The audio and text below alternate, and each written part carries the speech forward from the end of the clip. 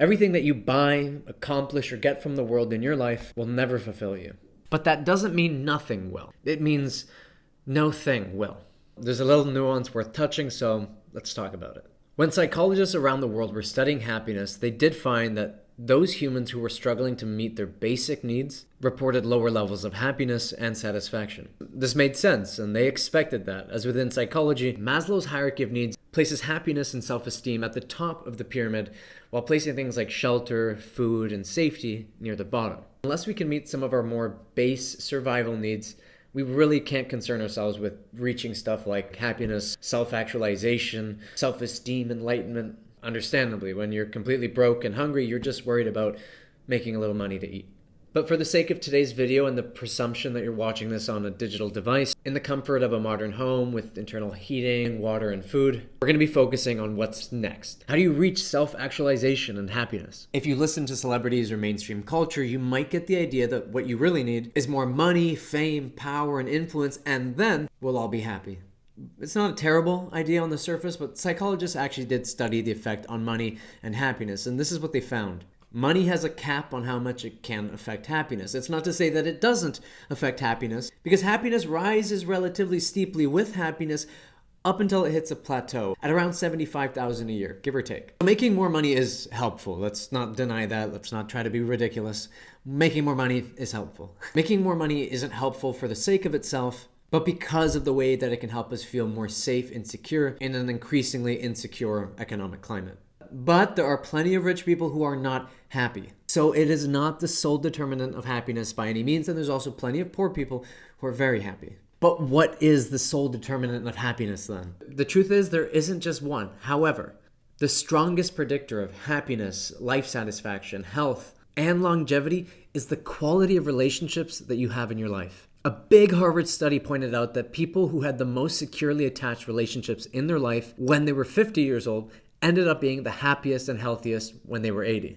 So it's not even really about the journey itself, it's really about the people you meet along the way. These findings ring logically sound when you consider our evolutionary history. Unlike a lot of Netflix shows might have you believe, our closest ape ancestors are the bonobo apes, not the chimps.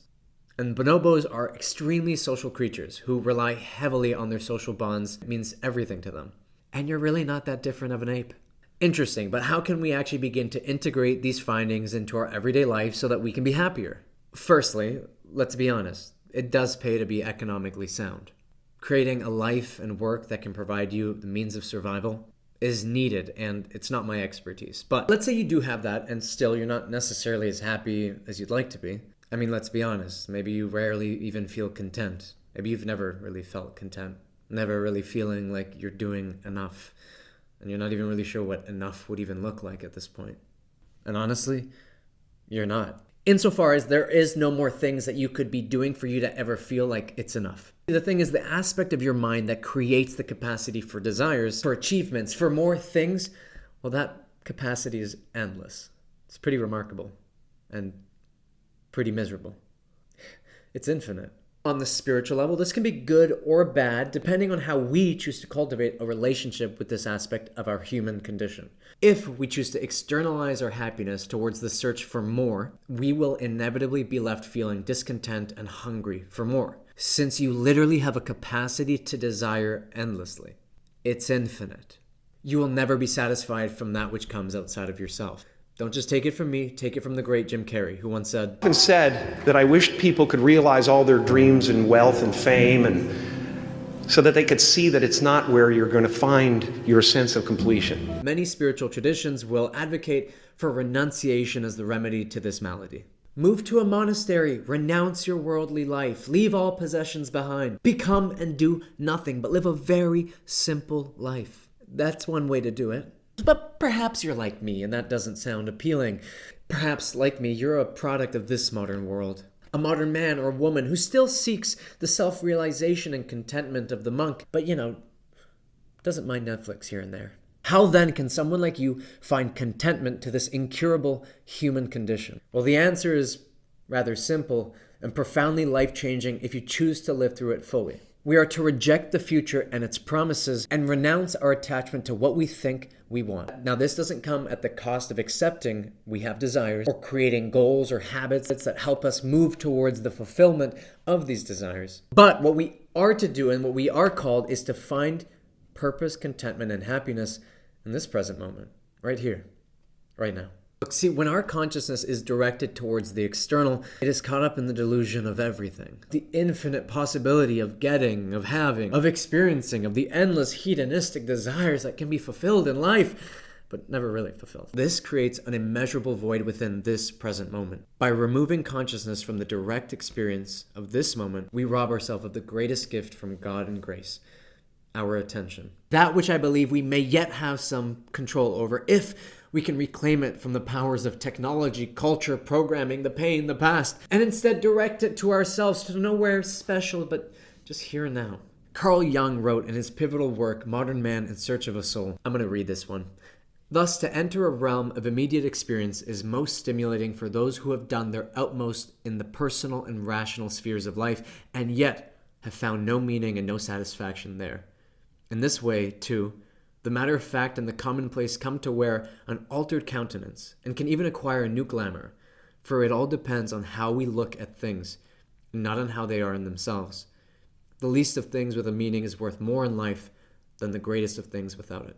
He's suggesting that when doing all of the worldly things has yet to give you satisfaction, and it won't, but instead when we choose to arrive to the normalcy of life, to the everyday occurrences, to the unordinary chance and happenings, they can acquire a new glamour, a new light.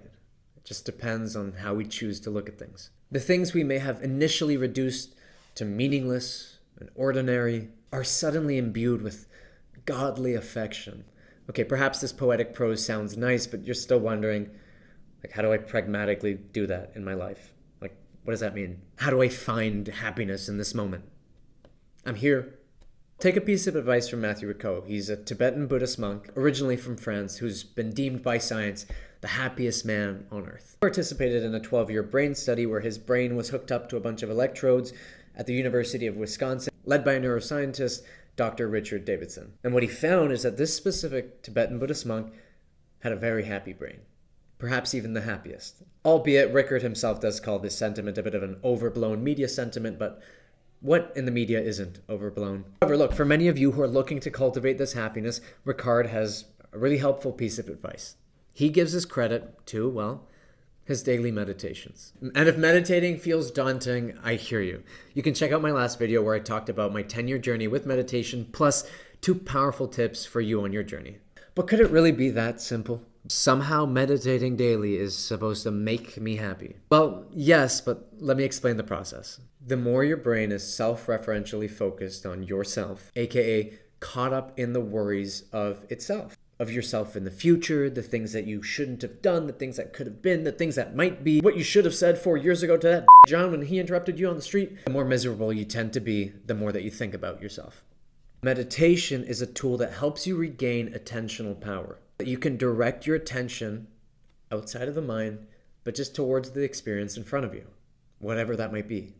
And this allows your brain to find more enjoyment, wonder, and awe in the everyday occurrences of life, in your relationships, in your career, in the cup of coffee in the morning, whatever it is. Mundanity is transformed into this awestruck reality. Because instead of taking existence for granted, you take it for what it is.